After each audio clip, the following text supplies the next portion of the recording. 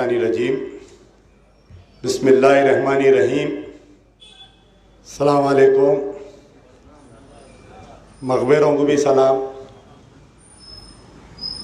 क्योंकि आज जो है न सिर्फ निज़ामाबाद बल्कि हैदराबाद, बल्कि ये कहूँ तो सही है कि सारे तेलंगाना में एक हंगामा बरपा है। आज एक बहुत ही सीनियर क़ायद, कई ज़माने से हमारे ज़हीरुद्दीन जावेद उर्फ NRI जावेद,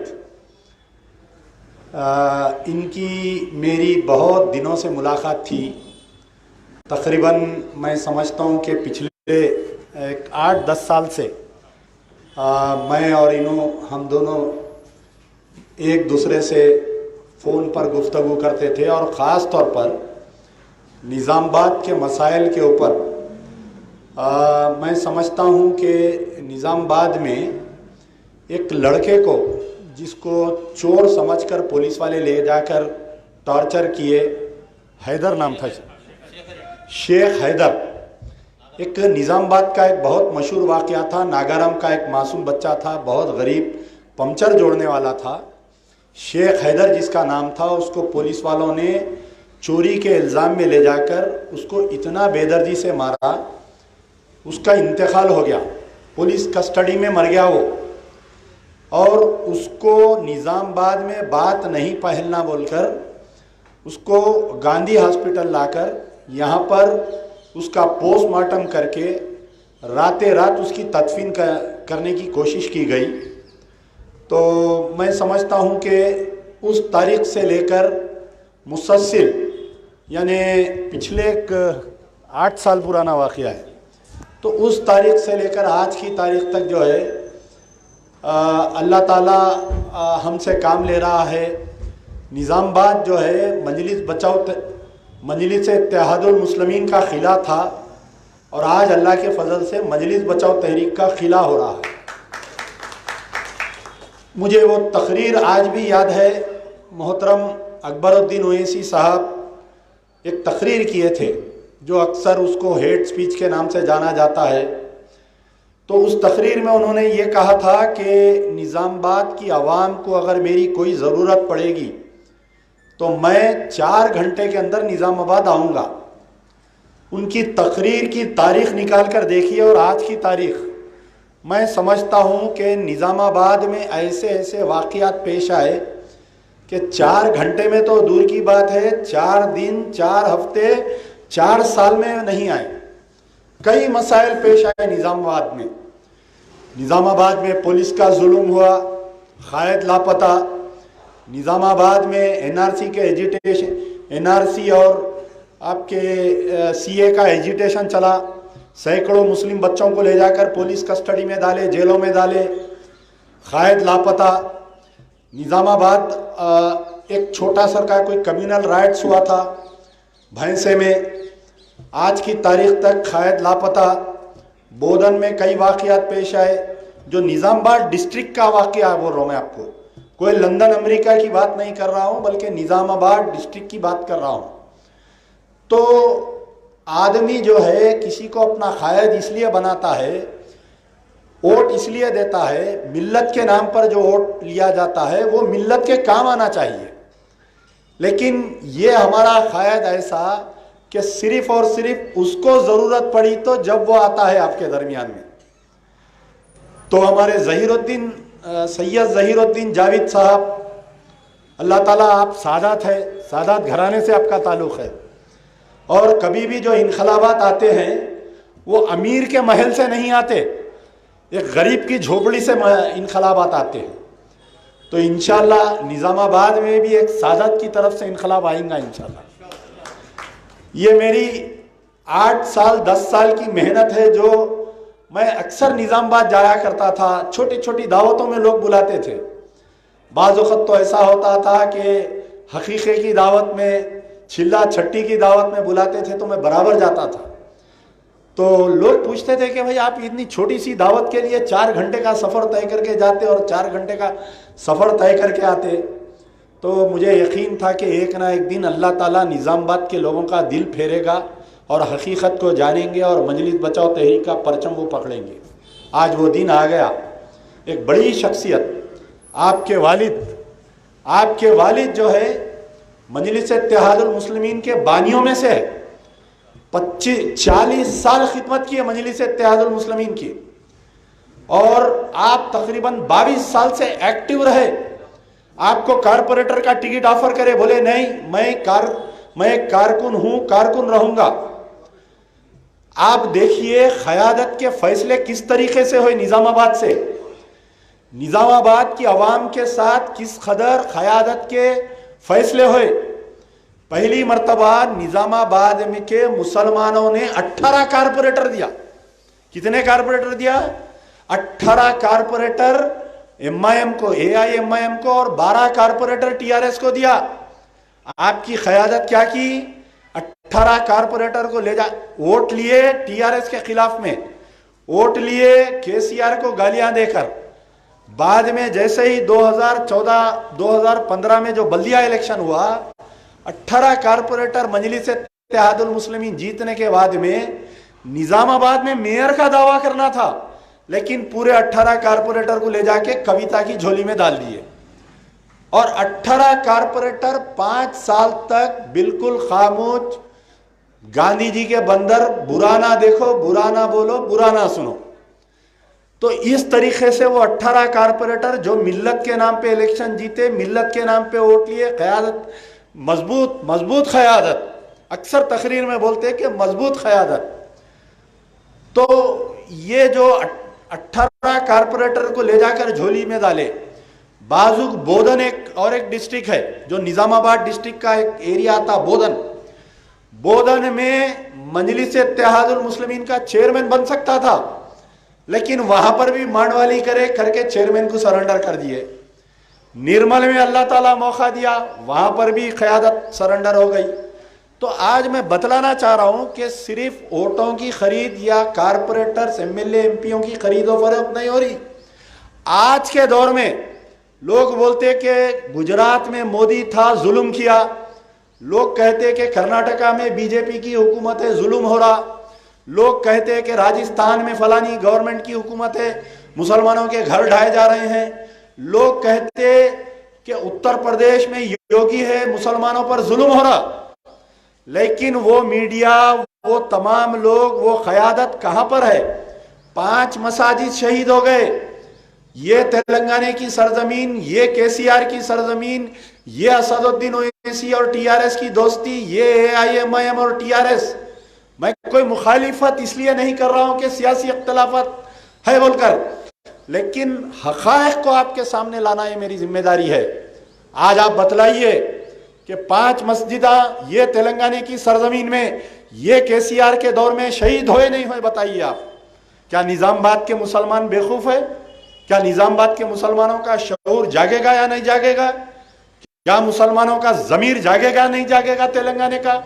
अरे तुम्हारी लियो भाई, आप लोग ही तो है इंटेलिजेंस वाले, हमारी बात हुकूमत तक पहुंचा सकते हैं, आप रिकॉर्ड करो आप। तो मैं अगर कुछ छूट गया तो दोबारा बोलता हूं आपके लिए। ये तेलंगाना चीफ मिनिस्टर केसीआर जब से बने हैं, ये स्लो पॉइजन है मुसलमानों के लिए, याद रखो। बेहतरीन उर्दू बोलने वाला, तकरीर में शेर शायरी करने वाला, ये निजामाबाद की सरजमीन थी जहां पर एक शख्स उठकर सवाल किया कि हमारा 12% रिजर्वेशन कब दे रहे हो? बैठो बैठो, तुम्हारे बाप से बात करता हूं। ये केसीआर की इतनी हिम्मत हो गई कि निजामाबाद की सरजमीन, वो जियालों की सरजमीन, वो मुजाहिदों की सरजमीन पे ठहर कर ये कहता है कि मैं तेरे बाप से बात करता हूं। अरे हमारी तारीख पढ़ो, हमारे बाप दादा की तारीख पढ़ो, हमारे आबोदाद की तारीख पढ़ो कि हम जिसको चाहे उसको तख्त पर हम बिठाते हैं। यह सरजमीन दक्कन के मुसलमान की ताकत है। क्या यह हकीकत नहीं है कि सेक्रेटेरिएट के 2 मसाजिद शहीद हो गए? आज किसमें हिम्मत है बताओ आप? वो 40 जमातें कहां पर है जो 2014, 2018, 2019 में केसीआर की तायद करे थे?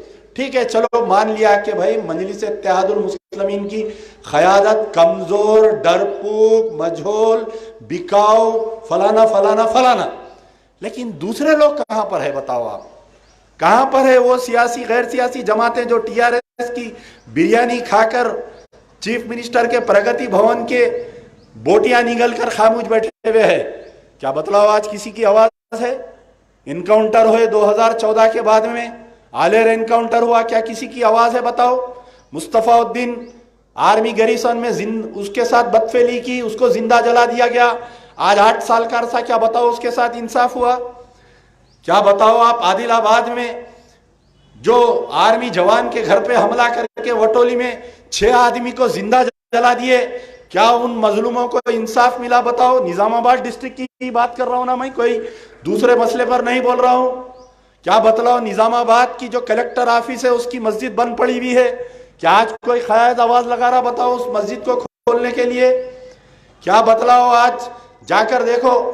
मैं 2 रोज पहले आपके अंबरपेट जा रहा था, अंबरपेट में गाड़ी बाजुक लेकर देखा कि यहां पर एक खाना मस्जिद हुआ करती थी, बड़ा पिलर खोद दिया वहां पर, खायद सो रही। खायद को मेरा वीडियो कोई भेजो। खायद उठो नींद में से। ये 2014 के बल्दी इलेक्शन, 2015 के बल्दी इलेक्शन में जब खायद अंबरपेट आए थे असदुद्दीन ओवैसी, फिर 2019 के बल्दिया इलेक्शन में आए थे खायद, बोले कि एक खाना मस्जिद बन के रहेगी। अरे आपके वालिद भी बोले थे कि मैं बाबरी मस्जिद बना के रहूंगा, क्या वैसा वादा था? मुसलमानों जागो, एक खाना मस्जिद आप जाकर देखो, मस्जिद के मुकाम पर पिल्लर डाला जा रहा है, बड़े ब्रिज की तामीर हो रही है, एक खाना मस्जिद चले गई। आपके 2 मसाजिद एयरपोर्ट के, आप सेक्रेटेरिएट के 2 मसाजिद चले गए। कुत्तागुड़म फॉरेस्ट एरिया है। हमारे मौलाना अब्दुल रशीद साहब, आपका ताल्लुक सूर्यापेट से है, यहां पर बैठे हुए हैं। आप उनसे पूछिए कि कुत्तागुड़म में एक फॉरेस्ट एरिया में एक मुकाम पर मंदिर है, एक मुकाम पे मस्जिद है। मस्जिद को तोड़ दिए कि फॉरेस्ट एरिया में मस्जिद नहीं रह सकती। 40 साल पुरानी मस्जिद है वो, लेकिन बाजुक मंदिर को गवर्नमेंट के फंड से, अरे तुम यादागिरी को 5,000 करोड़ दे रही, तुम फलानी मंदिर को 20,000 करोड़ दे रही, तुम फलानी मंदिर को तिरुमला तिरुपति देवस्थानम में तेलंगाना अलग हुआ, वहां पर 5 करोड़ की आप जाके देवी देवताओं को भेंट चढ़ा रही। मुसलमानों को क्या दे रही? भीख का चिप्पा, 120 करोड़ रुपए का 8 साल में लोन, और हमारे खायद के मुंह को लखवा मार दिया। कोई बोलने के लिए राजी नहीं है। इंशाअल्लाह वो दिन दूर नहीं कि ये क़यादत को दारुसलाम छोड़ के भागने पर मजबूर करेंगे। जिस तरीके से शाह ईरान को, ईरान के गरीब लोग जो हंगामा किए थे, अल्लाह ताला आयतुल्लाह खुमैनी की खबर को नूर से भर दे। एक आयतुल्लाह खुमैनी की जैसी शख्सियत इंशाअल्लाह तेलंगाना में भी पैदा होगी, और ये जो गाजिबाना कब्जा है ओवैसी ब्रदर का, मजलिस इत्तेहादुल मुस्लिमीन तेलंगाना के, आंध्रा के मुसलमानों की मताए अजीज थी, है और रहेंगी इंशाअल्लाह। अरे हम भी, मैं मजीदुल्लाह खान फरद, मरहूम डॉक्टर कायम खान बार बार याद आते जब भी निजामाबाद के लोग आते। डॉक्टर कायम खान की वजह से अब्दुल बासित एमबीटी ज्वाइन किए, डॉक्टर कायम खान की वजह से मीर बशारत अली एमबीटी ज्वाइन किए। घंटों तबादले ख्याल होता था निजामाबाद वालों से, बहुत फिक्रमंद रहते थे। आदम मलिक मरहूम याद आते हैं मुझे जब भी निजामाबाद में जाता हूं, क्योंकि 2-3 बार मेरे साथ सफर किए थे निजामाबाद। निजामाबाद के मुसलमानों का जो दिल है ना, अगर हैदराबाद में कोई मुसलमानों को सुई चुभती है तो सबसे पहले तेलंगाना में अगर कहीं आवाज आती है तो निजामाबाद से आवाज आती है। अगर निजामाबाद के मुसलमानों को सुई चुभती है सबसे पहले अगर कोई आवाज आती है तो वह हैदराबाद से आती है। हैदराबाद और निजामाबाद दिल के 2 टुकड़े हैं, इसको अलग करने की कोशिश की जा रही है। निजामाबाद के मुसलमानों को केसीआर की झोली में एक सदक़े का कौवा समझकर फेंक दिया गया है। उठो निजामाबाद के मुसलमानों, वक्त है अभी भी, 1 साल है इलेक्शन को। वो कविता को, वो क्या नाम है वो गुंडू का, वो गुंडू को सबक सिखाओ। आज बीजेपी का गढ़ बनाने में मजलिस इत्तेहादुल मुस्लिमीन का हाथ है। आज जो निजामाबाद में बीजेपी का एमपी जीता है, आने वाले दिनों में पूरे 5 के 5 सीट बीजेपी जीत लेगी। मुसलमानों, आज तुम्हारे वोट की अहमियत को समझो। ना सिर्फ निजामाबाद, रिसेंटली मैं खम्मम गया था, मौलाना मौजूद थे मेरे साथ खम्मम में, कितने लोग आकर मिले, आप हैरत करेंगे। कोई क़यादत नहीं है निजामाबाद में मुसलमानों की। खम्मम के लोग रो रहे हैं। सूर्यापेट गया मैं एक मरतबा, ईदगाह को, मेन रोड पे से ईदगाह को वो साफ कर दे रही। कंट्रैक्टर को कोई डर खौफ नहीं, कलेक्टर को कोई मुसलमानों का डर खौफ नहीं। अरे वो क़यादत कहां पर है? गाड़ी में से अगर अमानुल्लाह खां उतरते तो फाइल साइन हो जाती कलेक्टर के टेबल पे, गाड़ी में से उतरते तो पुलिस कमिश्नर नीचे उतर के आ जाता। बच्चों को ले जाके एनकाउंटर कर दे रही, बच्चों को ले जाके मार दे रही। क़यादत बोलने पर बोलने के लिए राजी नहीं है। मैं थोड़े दिन पहले आदिलाबाद गया था, मैं थोड़े दिन पहले मेदक गया था। इंशाअल्लाह पूरे अजला में मजलिस बचाओ तहरीक काम कर रही है। 2023 के इंतखाबात में इंशाअल्लाह मजलिस बचाओ तहरीक कम से कम 25 सीट लड़ेगी, 25 सीट लड़ेगी। ये केसीआर का पैंट उतर जाएगा, ये केसीआर की खाकी चड्डी हम बाहर लाकर बताएंगे पूरी आवाम के सामने।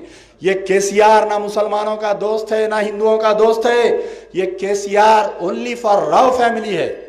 खाली आप देखो, कल का कोई तेलुगु अखबार पढ़ रहा था कि एक और मेंबर केसीआर फैमिली का मेंबर ऑफ पार्लियामेंट का इलेक्शन लड़ने के लिए तैयार है।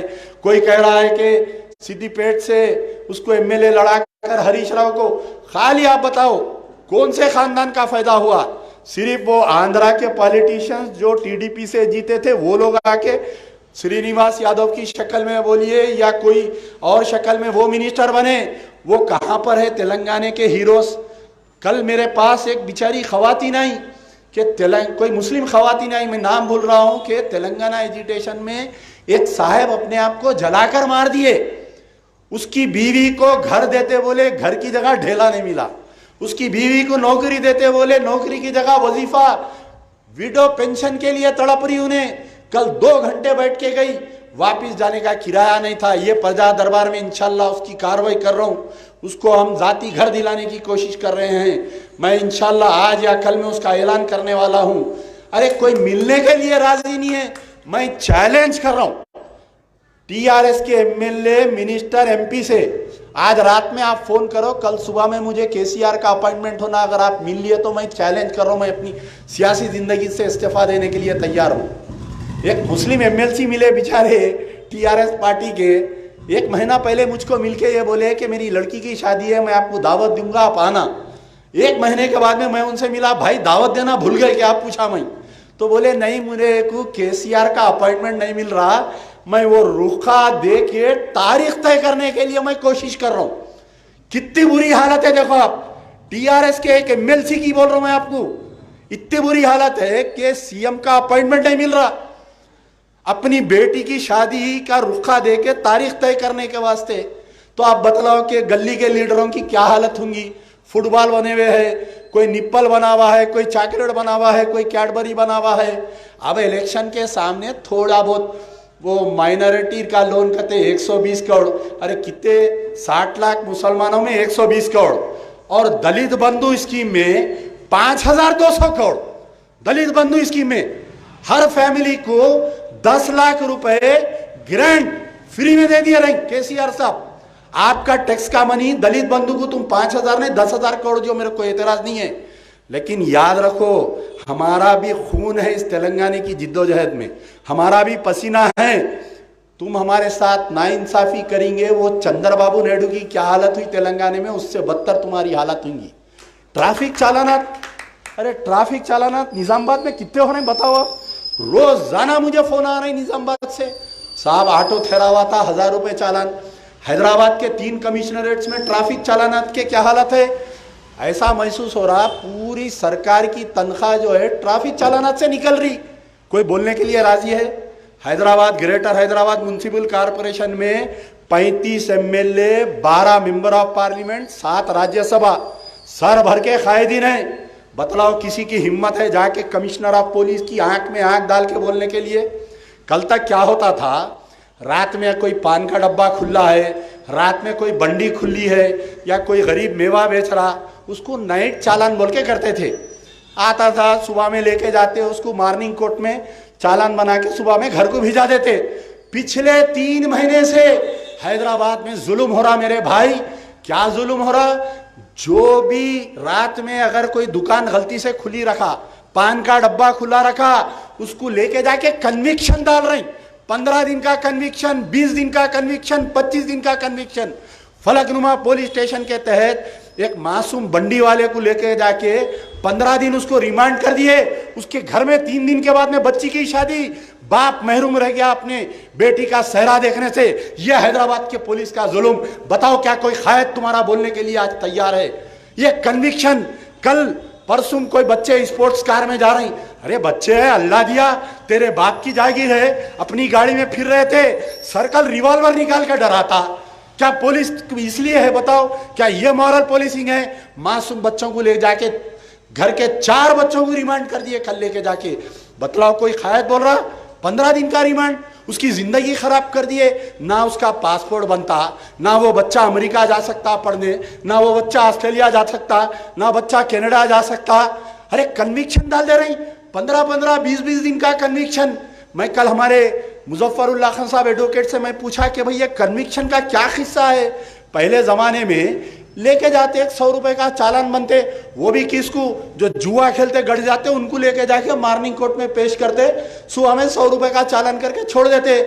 लेकिन आजकल नया हो रहा है, 3 कमिश्नरेट्स में लेके जा रहे हैं, पेश करते हैं, उसको कन्विक्शन डाल दे रहे हैं। उसको कन्विक्शन डाल के उसको 15-15 दिन। एक बार अगर कन्विक्शन में उसका नाम आ गया, उसका पासपोर्ट नहीं बनता। उसको अगर सऊदी में नौकरी होना या कहीं गल्फ में नौकरी होना, उसको पुलिस क्लियरेंस नहीं मिलता उसको। आप बतलाओ, जिंदगी तबाह कर दे रही। ये लॉकडाउन के नाम पे, ये मास्कों के नाम पे 35,000 मुसलमानों से को चालान करी हैदराबाद पुलिस। आज वही हैदराबाद पुलिस कमिश्नर को डीजीपी बना के पेश कर रहे हैं हमारे सामने। आप बताओ, यही हैदराबाद के पुलिस कमिश्नर हमारे दरमियान में आके सूरे पड़े, ये सालार जंग म्यूजियम में आके हजरत अली के बारे में बोले, लेकिन जाते जाते पूरे मुसलमानों की जिंदगी तबाह करके चले गए। जितने भी लॉकडाउन में जितने भी लोगों पर केस बुक करे, majority of the cases Muslim community से है। आप देखो जाके क्या उनका पासपोर्ट बन रहा, क्या देखो आज उनके गाड़ियों को गिरफ्तार करे, आज देखो जाके नामपल्ली कोर्ट में उनके गाड़ियों को सड़े। क्या बतलाओ आज कोई कायद बोलने के लिए तैयार है? क्या कोई पार्टी बोलने के लिए तैयार है? केसीआर का जहन खराब है। 4-5 मुस्लिम लीडरों को खरीद लो, पूरे तेलंगाना के मुसलमान मेरे गोद में है।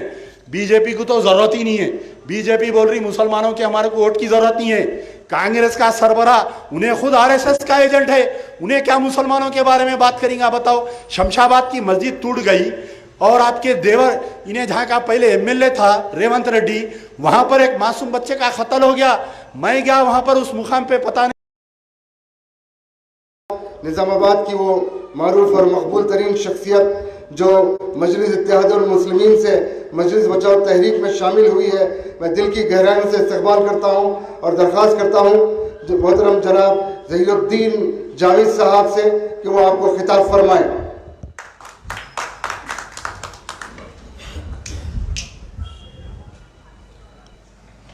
औज़ु बिल्लाहि मिनश्शैतानिर रजीम, बिस्मिल्लाहिर्रहमानिर्रहीम।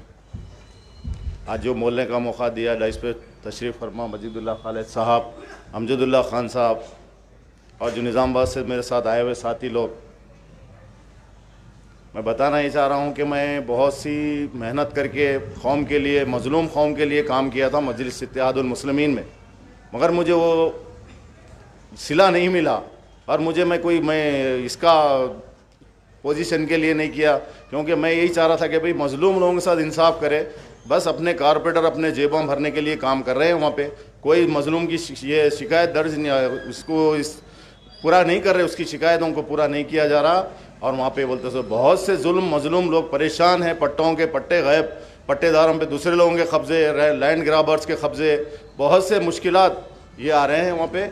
मैं इस चीज़ से मैं बहुत तकलीफ़ ज़दा हो के और मजलिस इत्तेहादुल मुस्लिमीन को अपना इस्तीफ़ा पेश कर दिया हूँ और अल्हम्दुलिल्लाह आज एमबीटी जमात में शमूलियत इख्तियार कर रहा हूँ और अपना पूरा दिलो जान से जो जितनी मेरी मेहनत हो सकती है मजलिस बचाओ तहरीक के लिए काम करूँगा। इंशाल्लाह मज़लूम लोगों के लिए आगे बढ़ के आधी रात को अपना शाना वशाना ठहर कर काम करूँगा।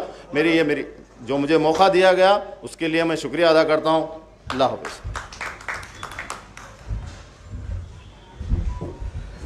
ये थे जनाब ज़हीरुद्दीन जावेद साहब जो निज़ामाबाद से तशरीफ़ लाए और मजलिस बचाओ तहरीक में अल्हम्दुलिल्लाह सुम्मा अल्हम्दुलिल्लाह शमूलियत इख्तियार करें। आइए मैं सदर मोहतरम अली